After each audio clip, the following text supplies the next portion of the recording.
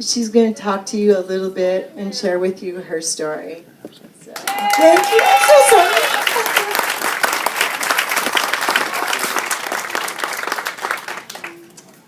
Good morning. Thank you for inviting me to be here with you today. My name is Kelly. I'm now 38 years old. My diagnosis happened when I was 34. And basically my story begins 3 years ago. While like a good American woman, I was shaving my armpits in the shower. And I felt something that was like a mosquito bite. So I just went to itch it, and I realized it was deeper under my skin than a mosquito bite. It was actually under my skin. I had my little Mary Kay how to do a self-exam thing hanging in the shower.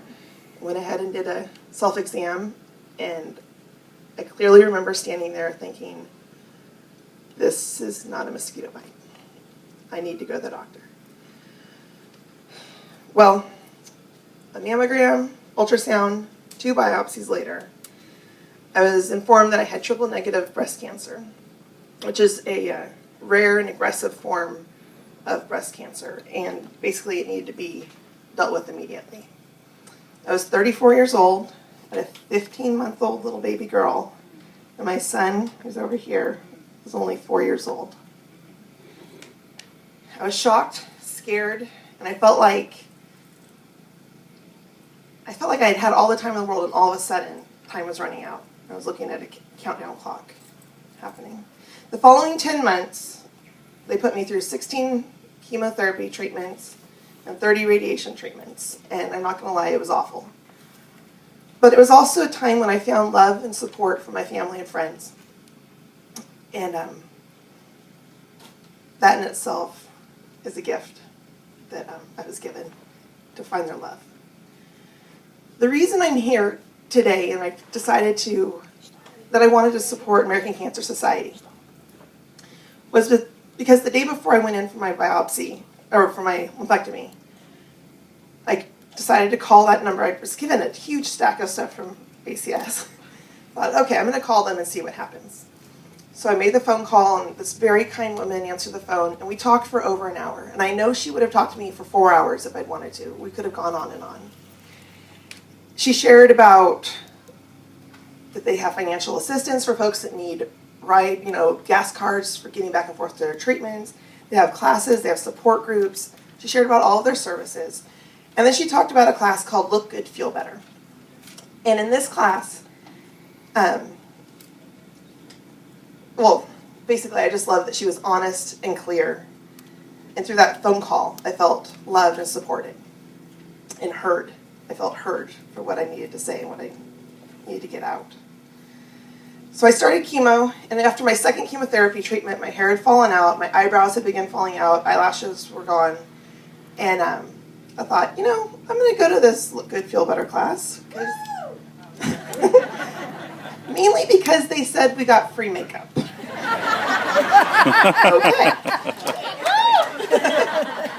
So I walked in, and sitting around the table were 8 other women, all going through treatment. And the ladies running the class had been through treatment, had lost their hair also. And in that room, I was normal. And I remember clearly, and this was a defining moment in my journey, that an older gal that was in treatment looked at me and she said, "Why are you not wearing your mask? You're in a hospital," because our immune system was so low. And I thought, my husband had been telling me the same thing for the previous month. I had completely ignored him.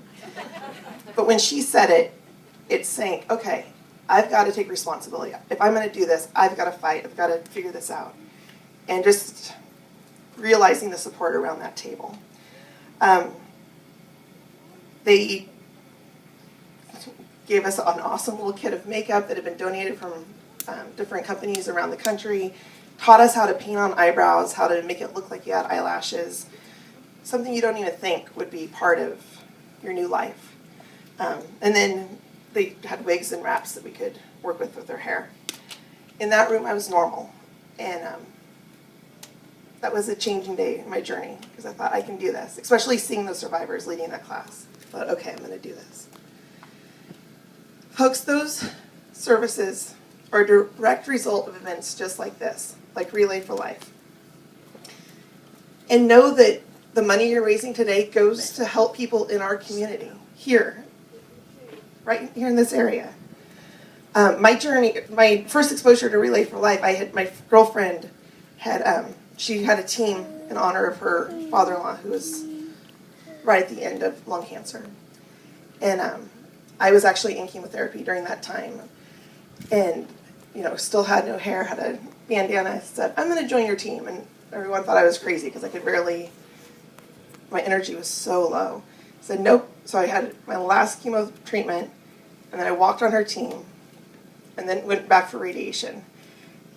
And I got to tell you, walking that survivor lap was another one of those defining moments where I said, I'm going to be a survivor. This shirt means something.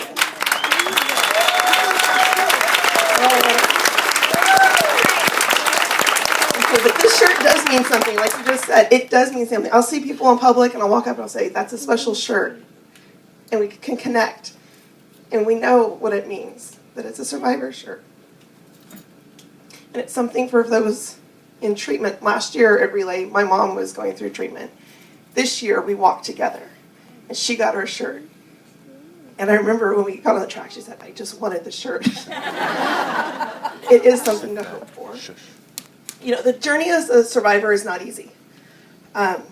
There's a lot of fear. People outside act like once you're done with treatment, it's over. And I didn't expect what would be coming within these last 2 years. There's a lot of fear, a lot of guilt for me. I have a dear friend who has lung cancer diagnosis, and she wasn't told she's going to be a survivor. And that's caused a different stirring of fear within me and guilt. It takes courage to move on. And, it's very interesting. Just within the last 6 months, I've become emotionally aware of what it actually meant to be sick and the reality of cancer itself. So this, being a survivor, I'm realizing is a journey. And it's part of the story. As we take our lap together, we're going to take it in unity and a statement of our bravery and our desire to fight daily and to live life to the fullest. So to my survivor friends out there in purple shirts, once you're in this club, this journey lasts a lifetime. So let's go out and do this with strength. And for those who are walking today in support and raising money, thank you so much. Thank you for the funds you're raising. It helps those programs, but more importantly, it's the research that goes into finding cures for cancer.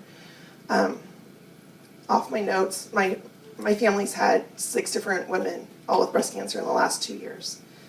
5 of us have been tested. None of us have the genetic genes that they know of, but clearly it's something genetic. And I've got a sweet little girl over here, and I just pray, God, before she's 30, please, let's find a cure. Let's find that one magic pill that she can take and not have to go through this. So if you're tired tonight, think of this little sweetie and keep walking. And I just want to thank you for your support, for your dedication, and for your love for being here. And let's go and let's finish the fight.